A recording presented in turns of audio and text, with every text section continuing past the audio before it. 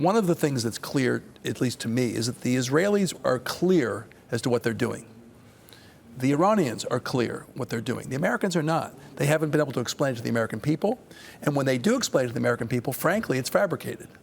So it's just not believable. And that's the danger here, is that the United States, which is a major power of the world, basically has leadership that cannot explain why he is disrupting the United States and the entire globe. Hassan, Witkoff told us that Iran was stalling in the nuclear talks.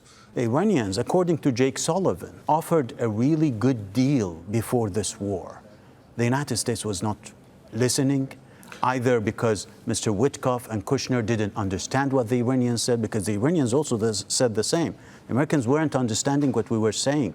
Every time they went back and came back to the negotiations, they would be like starting from scratch. Ross, President Trump said that Iranian negotiators are very different and strange.